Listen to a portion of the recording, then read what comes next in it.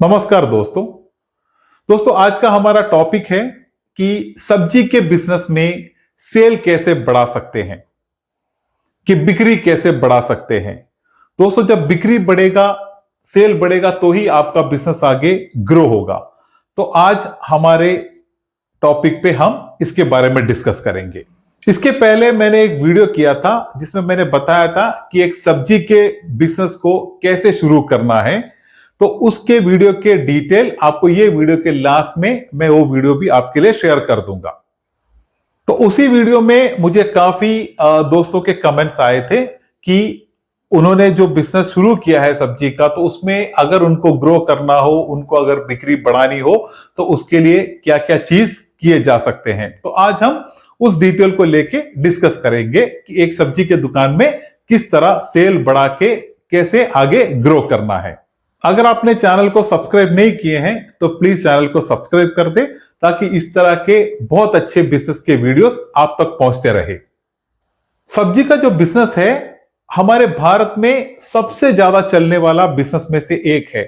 ये एक बहुत ही बढ़िया बिजनेस है, हर दिन चलने वाला बिजनेस है, हर साल पूरा साल चलने वाला एक बिजनेस में एक है सब्जी का बिजनेस। और दोस्तों, सब्जी के बिजनेस आप हमेशा कम से कम पूंजी से लेके आगे कितने भी पैसे पे आप शुरू भी कर सकते हो। तो आज के इस वीडियो में हम ये डिस्कस करेंगे कि सब्जी के बिजनेस में आपको सेल या बिक्री किस तरह बढ़ा के आपके बिजनेस को एक अच्छे ग्रोथ पे कैसे ले जाना है।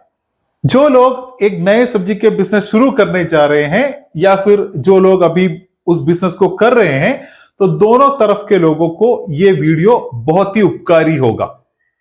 तो दोस्तों, अगर आपके बिजनेस में आपको अगर सेल बढ़ाना है और ग्रो करना है, तो आप एक चीज को बिल्कुल माइंड पे रख दीजिए।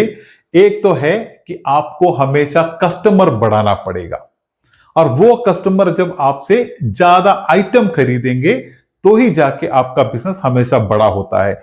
इसके अलावा आपके बिजनेस को, आपके सेल को बढ़ाने के लिए कोई भी उपाय आज इस दुनिया में है नहीं। तो आप जिसी भी तरह एक सब्जी के बिजनेस को कर रहे हैं, चाहे आप रेडी से करते हो या ठेले से करते हो, या फिर आप रोड साइड पे बेचते हो, या फिर आप एक दुकान पे एक बिजनेस खोल के दुकान, एक शॉप के थ्रू अगर बिजनेस कर रहे हो, किसी भी तरह के आप किसी भी लेवल पे आप बिजनेस कर रहे हो, अगर आप इस चीज को फॉलो करोगे तो आपको यह दिखाई देगा कि आपके बिजनेस में ग्राहक बढ़ता रहेगा और आपका सेल भी अच्छी तरह होता रहेगा।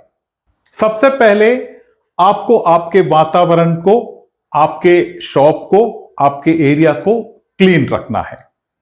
दोस्तों, जैसे मैंने बोला, आप भले आप रेडी से, ठेले से, रोड साइड पे बेचे या आपके एक दुकान के थ्रू आप बेचे, लेकिन आपको वातावरण को, एरिया को, आपके एटमॉस्फेयर को हमेशा साफ सफाई से रखना है।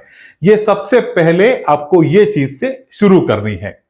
और उसके बाद है कि आपको कस्टमर, जो भी कस्टमर आपके पास आते हैं, आप समझे कि हर एक कस्टमर आपके उस दुकान के, आपके सेल को बढ़ाने में हेल्प करते हैं, और कस्टमर से ही आपका दुकान चलता है। तो ये सोच के आप कस्टमर को हमेशा एक रेस्पेक्ट दे और कस्टमर को एक अच्छे कस्टमर के ढंग से ही कस्टमर से आप डील करें। और हमेशा आप कस्टमर को अच्छी क्वालिटी का ही माल दे, क्योंकि जो भी आप सब्जियां आपके पास होते हैं, जब आप कस्टमर को तोल के देते हैं तो आप देखते हैं कभी उसमें कुछ खराब आइटम भी होता है, कुछ बेकार आइटम भी होता है। तो आप कभी भी कस्टमर को खराब आइटम, सड़े हुए आइटम नहीं दे। और आगे आपको यह देखना है कि जब भी आप कस्टमर को कुछ भी आइटम तोल के देते हो, दोस्तों ये मैंने काफी दुकानों से देखे हैं, अगर आप 1 किलो कस्टमर आपसे पूछते हैं तो आपको हमेशा 1 किलो के साथ कांटा टच नहीं करना है। तो आप अगर थोड़ी सी कंजूसी लेके चलोगे तो आपको बिजनेस में बहुत बड़ा झटका ही देगा। तो आप थोड़ी दिल आगे रखे, थोड़ा एक 10 ग्राम, 20 ग्राम या 50 ग्राम एक्स्ट्रा डाल के हमेशा तोल के दे। बिल्कुल कांटे पे कांटा टच करके कोई भी बिजनेस सब्जी का नहीं करे। और साथ ही साथ आपको तोलने के लिए आपको जो पुराने वजन वाले कांटे आते हैं उसकी जरूरत नहीं करनी है। आपको एक डिजिटल स्केल ले लेना चाहिए, जो कि डिजिटल कांटा होता है वही आपको इस्तेमाल करना है, क्योंकि जो पुराना जो टाइप का जो तराजू जैसा टाइप का जो कांटा था उसका जो है वो आउटडेटेड हो गया है। उसमें काफी प्रॉब्लम आते हैं, उसमें वेट जब वो उस तरह के तराजू जब बहुत पुराने हो जाते हैं तो उसमें वेट का भी प्रॉब्लम होता है और कस्टमर को भी ऐसे तराजू में आजकल ट्रस्ट नहीं होता। तो आप एक प्रोफेशनल तरीके से आपके काम को करें और उसके साथ आप हमेशा कस्टमर को बेस्ट प्राइस देने की कोशिश करें। आपका जो भी मुनाफा है आप डिसेंट तरीके से एक मुनाफा रखें। आपके दिल में यही होना चाहिए कि ज्यादा से ज्यादा कस्टमर को बढ़ा के आप बिजनेस को ग्रो करेंगे। ऐसे नहीं कि आप 2-4 कस्टमर से ही पूरा फायदा खींच लिए तो उसमें आपका बिजनेस कभी आगे नहीं जाता है। आप एक लिमिट, एक डिसेंट मुनाफा रखें, साथ ही साथ आप ये भी कोशिश करें कि कस्टमर को आप बेस्ट प्राइस भी दें। उसके साथ साथ अगर आपसे 2-3 आइटम से ज्यादा कोई भी कस्टमर ले लेते हैं, उनको आप थोड़ा सा धनिया या मिर्ची थोड़ा सा फ्री में दे सकते हैं। मैं बोलता हूं आप धनिया ही दे दे, कोई मुश्किल नहीं है, क्योंकि मिर्ची और धनिया में थोड़ा धनिया का प्राइस सस्ता होता है। तो आप ये इस तरह करें कि मिनिमम 3 आइटम जो भी कस्टमर लेते हैं आपसे उनको आप थोड़ा धनिया फ्री में दे सकते हैं। तो उसमें से क्या होगा दोस्तों, जब भी कुछ इस तरह, क्योंकि धनिया तो हर हर जगह पे, हर घर पे यूज होती है, अगर वो आप उनको थोड़ा फ्री में मिल जाता है तो वो हमेशा कस्टमर याद रखते हैं। तो आप इस तरह अगर मिनिमम 3 आइटम से ऊपर जो भी कस्टमर लेते हैं उनको थोड़ा धनिया, मिर्ची, कुछ भी आपके हिसाब से जो भी फ्री दे सकते हैं आप थोड़ा सा उस थैले में डाल दें। इस तरह आपके सब्जी के दुकान में सेल को बढ़ाने का और भी ट्रिक्स है। उसमें अगला आता है कि आप हमेशा कस्टमर को ज्यादा आइटम बेचने की कोशिश करें। जैसे कि दोस्तों, अगर कस्टमर आपके पास आता है प्याज लेने के लिए तो आप उनको टमाटर बेचने की कोशिश करें, उनसे आलू लेने के लिए रेकमेंड करें। दोस्तों, कस्टमर 1 आइटम या 2 आइटम लेने के लिए आते हैं, लेकिन हमेशा अगर आप एक अच्छे दुकानदार हो, आप अगर कस्टमर को ज्यादा आइटम बेचना चाहते हो तो मैं आपसे श्योर करके बोलता हूं कि आप कस्टमर को 2-4 आइटम और बेच के आपका बिजनेस को बढ़ा सकते हो। सिर्फ ये होता है कि कस्टमर आए, प्याज पूछे, आपने प्याज दे दिए, कस्टमर ने पैसा दिया, वो चले गए, लेकिन आपने वहां कुछ भी नहीं किया। आपने अपने बिजनेस को बढ़ाने के लिए उधर क्या किया? कुछ भी नहीं किया।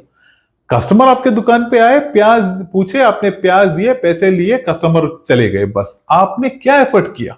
तो हमेशा आपका एफर्ट भी दिखना चाहिए। तो आप हमेशा बोले कि सर टमाटर है, ले ले, प्याज अच्छा, आज का आलू है, फ्रेश आलू है, मिर्ची का दाम कम हो गया है, ये फ्रेश है सर, वो ले ले, ये ले ले। आप कस्टमर को रेकमेंड करें, कस्टमर जरूर ले लेगा। अगला पॉइंट है कि आप कोशिश करें कि हफ्ते में पूरा दिन आप आपका दुकान खोल के रखें, क्योंकि दोस्तों सब्जी एक ऐसा चीज है कि हर दिन जरूरत पड़ती है, हर दिन इसकी आवश्यकता होती है। अगर आप हर दिन आपके दुकान को खोल सकते हो, हर दिन आपका बिजनेस आप शुरू चला सकते हो तो बहुत अच्छा है। तो उसमें से क्या होगा कि आपका बिजनेस बहुत अच्छी तरह बढ़ेगा, क्योंकि बाकी जगह पे अगर सब्जी की दुकान बंद होगी और आपने उसी दिन भी आपका खुला रहता है तो आपके पास नए कस्टमर और मार्केट में दूसरे दुकानों से जुड़े हुए कस्टमर आपके पास आ सकते हैं। तो सब्जी, किराना, इस तरह के बिजनेस के लिए मैं खासकर रिक्वेस्ट करता हूं कि आप हर दिन हफ्ते में खोल के रखें, क्योंकि ये हर दिन चलने वाली बिजनेस है। उसी के साथ जो भी नए शुरुआत करते हैं उनके लिए एक टिप्स और मैं देता हूं। आप जब शुरुआत करते हो तो मिनिमम थोड़ा महीने तक आप आपके दुकान को मार्केट से 1 घंटा पहले खोले और मार्केट से 1 घंटे के बाद बंद करें, क्योंकि जब आप एक नए बिजनेस की शुरुआत करते हो तो उस मार्केट में बहुत से कंपटीशन आपको शायद फेस करने पड़ेंगे और आप एक नए मार्केट में एंटर हुए हो तो आपको कस्टमर जुड़ाना है और आपको मार्केट का मैक्सिमम बिजनेस भी मिलना है। तो आप शुरुआत में, कम से कम शुरुआत में सही, आप मार्केट, सब्जी के मार्केट से बाकी के दुकान खुलने से 1 घंटा पहले आपके दुकान को खोले और 1 घंटा ज्यादा उसके शाम को भी 1 घंटे के बाद बंद करें। तो इस तरह आपको प्रतिदिन 2 घंटा ज्यादा मिलेगा। ये 2 घंटे के टाइम पे मार्केट में और सब्जी की दुकानें नहीं होंगी तो आपको मार्केट का एक अच्छा बिजनेस उस टाइम का मिल भी जाएगा। तो ये भी बिजनेस बढ़ाने का एक अच्छा टिप है ये दुकान जो अभी कर रहे हैं वो दुकानदार भी कर सकते हैं, लेकिन कम से कम जो नए शुरुआत करते हैं उनको ये चीज तो करना ही करना है। और इस तरह आप जो भी आपके पास कस्टमर आते हैं इनको तो आप माल बेचोगे ही बेचोगे, और उसके साथ आपको कुछ लेवल के और कस्टमर को आप बढ़ा सकते हैं। उसके लिए एक ट्रिक ये है कि आप आपके आसपास जो भी घरेलू एरिया है, रेजिडेंशियल एरिया है, उधर आप होम डिलीवरी भी दे सकते हैं। उसके साथ ही साथ अगर आपके आसपास कोई रेस्टोरेंट हो, फास्ट फूड की दुकान हो, या कोई मेस चलाने वाले लोग हो, उनके साथ भी आप टाई अप करके उनको भी आप सब्जी बेच सकते हैं। तो ये सब क्या है दोस्तों, ये सब एक्स्ट्रा बिजनेस आपको मिल सकता है। और हर दिन आप ये कोशिश करें कि शाम को जब आप आपके दुकान या आपका जो भी बिजनेस है उसको जब आप बंद करके जब जाओगे, तो आप ये कोशिश करें कि आपके पास की पूरी सब्जी बिक जानी चाहिए। तो उसमें कुछ चीजें अगर बच जाती है कोई प्रॉब्लम नहीं है, लेकिन आपको हमेशा इसी तरह सोचना है कि मुझे पूरी सब्जी खत्म करके ही जाना है, ताकि अगला दिन आप फ्रेश आइटम लेके आके दोबारा नया बिजनेस उसी दिन चलाए। और साथ ही साथ जो भी आइटम जो आपको लगते हैं कि थोड़ा उसका जो फ्रेशनेस खत्म होता जा रहा है, तो आप वैसे चीजों को या थोड़ा खराब होने का चांस आपको अगर लगता है, तो उसी तरह के आइटम को आप फटाफट डिस्काउंट पे रेट टू रेट पे भी बेच के आप खत्म कर सकते हो, ताकि आपका कभी नुकसान नहीं होगा। भले आपका मुनाफा उसमें आपको नहीं मिला हो, लेकिन आपका खराब होकर आपका नुकसान होने से आप बच भी सकते हो। तो उस तरह के कुछ भी आइटम आपको लगते हैं तो उस पे हमेशा आप डिस्काउंट पे दे के खत्म कर दे। दोस्तों, अगर इसी तरह आप आपके बिजनेस को अगर प्लान करते हो, आप डेफिनेटली देखिए, आप एक महीना कम से कम करके देखें या एक 15 दिन के लिए करके देखें, आप देखें कि आपके बिजनेस में कितना बड़ा चेंज आता है। तो ये सब चीजें थी जो कुछ मेन पॉइंट्स थे जिससे आप आपके सब्जी के बिजनेस में एक अच्छा सेल करके आपके बिजनेस को ग्रो करने में ये चीजें आपको बहुत ही हेल्प करेगा। आप हमेशा जो भी होलसेलर से माल लेते हो, तो आप हमेशा बेस्ट रेट पे ले और आप फ्रेश आइटम ले, क्योंकि हर चीजों का जड़ वहीं से शुरू होता है। आपका अगर परचेज सही नहीं हुआ, मतलब आपने अगर अच्छे प्राइस में नहीं लिया हो, आपने अगर महंगा लिया हो, या आपका क्वालिटी सही नहीं हो, तो फिर आप आगे कैसे बेचोगे? आपको अच्छा मुनाफा कैसे मिलेगा? आपके पास अच्छे कस्टमर कैसे आएंगे अगर आपका आइटम फ्रेश नहीं होगा? तो आपको जब भी परचेस करते हैं, आप अच्छे प्राइस और अच्छे फ्रेश आइटम को ले, आप मार्केट में उस तरह के अच्छे होलसेलर से ही आपका बिजनेस शुरू करना है। और उसके साथ ही साथ आप हमेशा यह ध्यान रखें कि आपके बिजनेस आपका कस्टमर ही चलाते हैं, तो कस्टमर को उस तरह अच्छा सर्विस दे, उनको रेस्पेक्ट दे, उनकी तरह अच्छी तरह उनके साथ डील करे, ताकि वो कस्टमर दोबारा आपके पास आए। क्योंकि कस्टमर अगर नहीं है तो आपका बिजनेस नहीं है, बिजनेस नहीं है तो फिर आप भी नहीं है। लेकिन अगर आपने कस्टमर को ठीक तरह वैल्यू नहीं दिया, एक कॉम्पिटिटर आएगा, एक नई सब्जी की दुकान खुल जाएगी बाजू में, पूरा कस्टमर उनके पास चले जाएंगे, तो आपका इतने साल का मेहनत कहां चला गया? तो आप हमेशा ये ध्यान रखें कि कस्टमर को किसी भी तरह छूटने आपको नहीं देना है। तो दोस्तों, आज के वीडियो में बस इतना ही। अगर आपको वीडियो अच्छी लगी हो तो आप वीडियो को लाइक कर दे। अगर आपके कुछ भी डाउट हो, आप कमेंट्स में मुझसे शेयर कर दीजिए।